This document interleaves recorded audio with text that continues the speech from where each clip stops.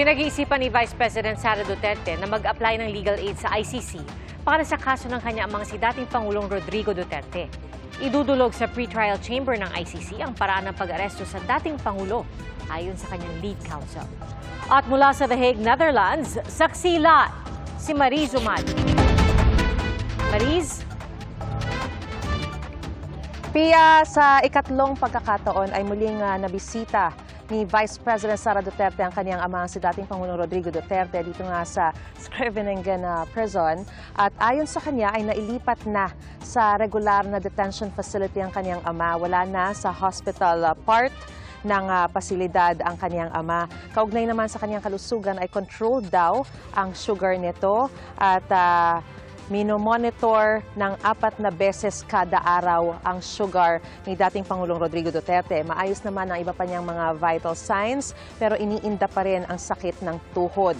Pampalipas oras daw ng dating Pangulo ang panonood ng telebisyon. Sabi naman ni Vice President Sara, darating daw dito ang kanyang inang si Elizabeth Zimmerman para dumalaw sa dating Pangulo. My mother is coming. My mother is coming. Wala pa Kailan lang ma? Kailan po? Pero nakuha na po nila yung mga Schengen visa po. Kompleto na. Meron Schengen talaga na dati Yung pa mother. na visa ang mother ko.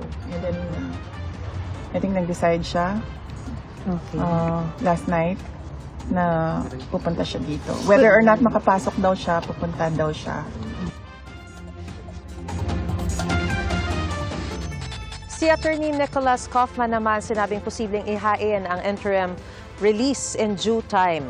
Nang tanungin kung hihilingin nila ang libreng assistance o serbisyo ng OPCD o Office of Public Counsel for the Defense, narito ang pahayag ni Attorney Kaufman.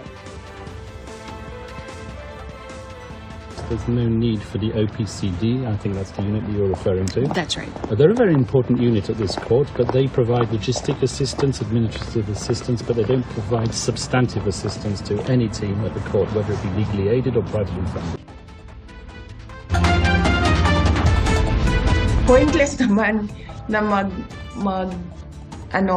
mag-harbor ako ng feelings about what happened. Hindi na siya maibabalik.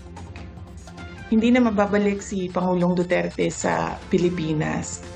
Tugon nito ni Vice President Sara Duterte nang matanong sa kanyang virtual conference tungkol sa nararamdaman kay National Security Advisor Eduardo Año na naging bahagi noon ng gabinete ni dating Pangulong Rodrigo Duterte. Sinasabing kasama raw siya sa core group na nagplano ng pag-aresto sa dating Pangulo, bagay na itinanggi ni Año. So what we should do as a country is move on from what happened. No? What will we do as our ways forward as a country and as a people from what happened? Sa kabila nito, patuloy raw nagagawa ng paraan ng kanilang kampo para maiuwi sa Pilipinas ang ama.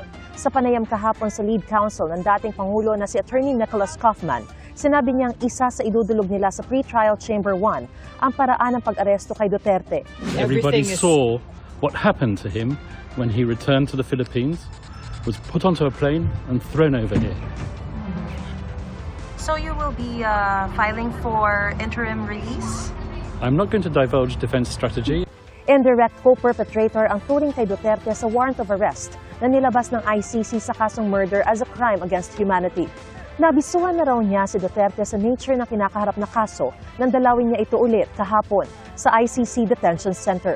Bukod dito, ayaw na ni Kaufman magbigay ng iba pang detalye kung paano dedepensahan si Duterte sa confirmation of charges hearing sa September 23. Ayaw pa rin sabihin ni Kaufman kung sino-sino ang magiging bahagi ng legal team, pero kumukonsulta pa rin daw siya sa mga Pilipinong abogado.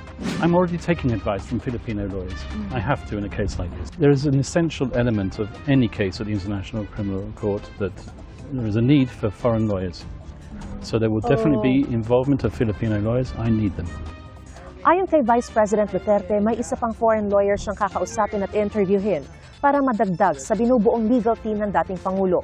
Pinag-iisipan din daw nilang mag-apply para sa legal aid sa ICC. Magkano ang gastos ng pamilya namin sa kaso?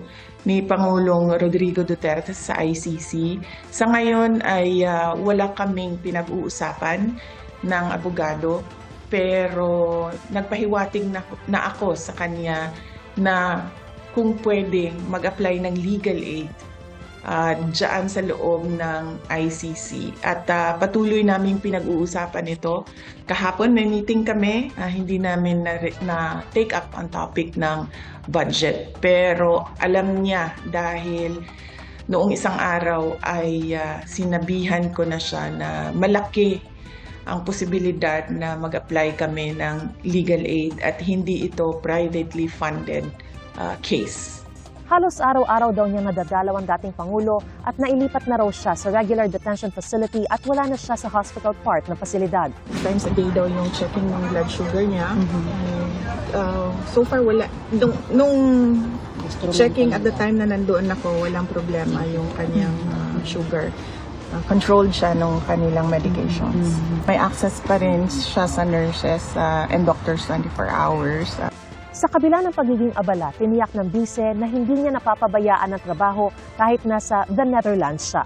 Bukod daw sa pagiging bise, may tungkulin daw siya sa ama na isang Pilipino. Pia, kalalabas-labas lamang kanina lang nitong si Attorney Nicholas Kaufman mula rito sa detention facility at ayon sa kanya maganda nga ang lagay ng dating Pangulo dito sa kanyang detention cell.